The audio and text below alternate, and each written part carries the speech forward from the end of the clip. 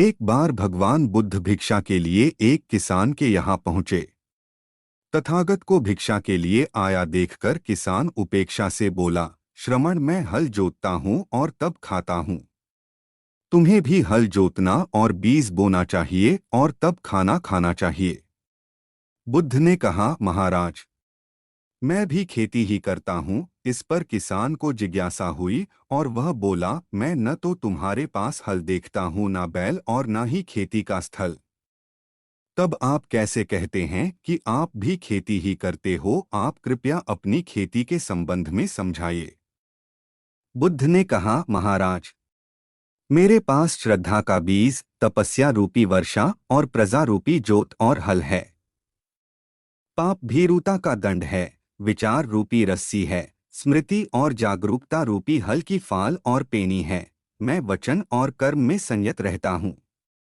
मैं अपनी इस खेती को बेकार घास से मुक्त रखता हूँ और आनंद की फसल काट लेने तक प्रयत्नशील रहने वाला हूँ। अप्रमाद मेरा बैल है, जो बाधाएं देखकर भी पीछे मुंह नहीं मोड़ता है। वह मुझे सीधा शांति धाम तक ले जाता है। इस प्रकार मैं अमृत की खेती करता हूँ। अगला कहानी भगवान बुद्ध का जब पाटलिपुत्र में शुभागमन हुआ तो हर व्यक्ति अपनी अपनी सांपत्तिक स्थिति के अनुसार उन्हें उपहार देने की योजना बनाने लगा। राजा बिंबिसार ने भी कीमती हीरे, मोती और रत्न उन्हें पेश किए। बुद्धदेव ने सबको एक हाथ से सहर्ष स्वीकार किया।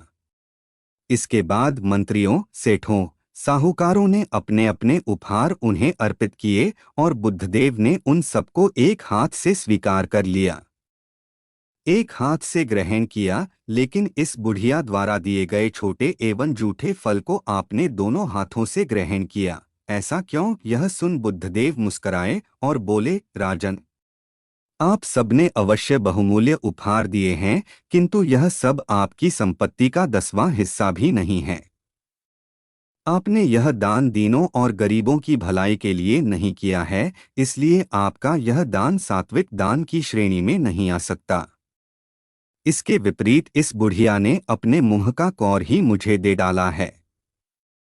भले ही यह बुढ़िया निर्धन है, लेकिन इसे संपत्ति की कोई लालसा नहीं है।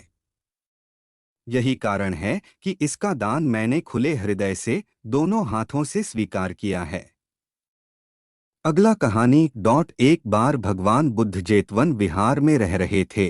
भिक्षु चक्षुपाल भगवान से मिलने के लिए आए थे। उनके आगमन के साथ उनकी दिनचर्या, व्यवहार और गुणों की चर्चा भी हुई। भिक्षु चक्षुपाल अंधे थे। एक दिन विहार के कुछ भिक्षुओं ने कुछ मरे हुए कीड़ों को चक्षुपाल की कुटी के बाहर पाया और उन्होंने चक्षुपाल की निंदा करनी शुरू कर दी कि उन्होंने इन जीवित प्राणियों की हत्या की। भगवान बुद्ध ने निंदा कर रहे उन भिक्षुओं को बुलाया और पूछा कि क्या तुमने भिक्षु को कीड़े मारते हुए देखा है?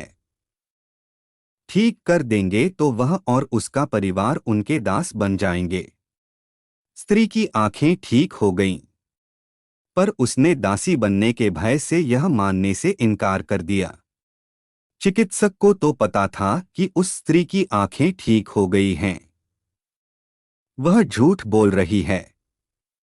उसे सबक सिखाने के लिए या बदला लेने के लिए चक्षुपाल ने दूसरी दवा दी। उस दवा से महिला फिर अंधी हो गई। वह कितना ही रोई पीटी, लेकिन चक्षुपाल जरा भी नहीं पसीजा। इस पाप के फलस्वरूप अगले जन्म में चिकित्सक को अंधा बनना पड़ा। अगला कहानी। एक बार भगवान बुद्ध अपने अनुयायियों के साथ किसी गांव में उपदेश देने जा रहे थे। उस गांव से पूर्व ही मार्ग में उन लोगों को जगह जगह बहुत सारे गड्ढे खुदे हुए मिले। बुद्ध के एक शिष्य ने उन गड्ढों को देखकर जिज्ञासा प्रकट की, आखिर इस तरह गड्ढे का खुदे होने का तात्पर्य क्या है? बुद्ध बोले, पानी की तलाश में किसी व्यक्ति ने इतने गड्ढे खोदे हैं। यदि वह धैर्यपूर्वक एक ही स्थान पर गड्ढे खोदता तो उसे पानी अवश्य मिल जाता, पर वह थोड़ी देर गड्ढा खोदता और पानी न मिलने पर दूसरा गड्ढा खोदना शुरू कर देता। व्यक्ति को परिश्रम करने के साथ धैर्य भी रखना चाहिए। ये कहानी आपको कैसी लगी? अपना प्रतिक्रिया कमेंट बॉक्स में भरिए और चैनल को सब्सक्राइब करें।